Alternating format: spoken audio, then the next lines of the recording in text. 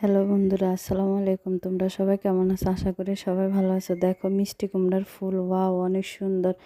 আমি আমার এক ফুফার থেকে আনছিলাম মিষ্টি কুমড়ার ফুলটা। আমার জামার জন্য কুটি কাটি রেডি করে দিলাম। আমার ভাবি রান্না করবে। আর এটা সিমের বিচি রান্না করছে, এটা ভাত রান্না করতেছে। মাটির চুলার রান্না অনেক মজা।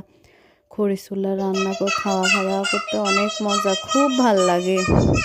এখন আমার ভাবি মাছ ভাজি করতেছে। মাছের আপনার বুনা বুনা করবে। মাছের একটু ভাজি করে নিয়ে উঠে ফেলছে। এখন মাছের মধ্যে ময় মশলা, আদা রসুন জিরা সব কিছু দিয়ে কষা কষা করে মাছগুলো দিয়ে দিছে। মাছগুলা রান্না হয়ে গেছে, উপর দিয়ে ধনিয়া পাতা দিয়ে দিছে।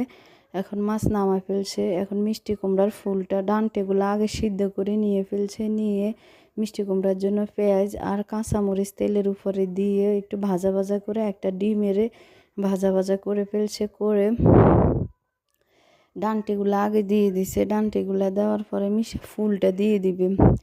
এ ফুল দিয়ে পাকোড়াও করে খায়, আপনারা জানেন, অনেক মজা, খুব ভালো লাগে। আর যে যেখান থেকে আমার ভিডিওটা দেখতেছেন সবাই আশা করি খুব ভালো আছেন।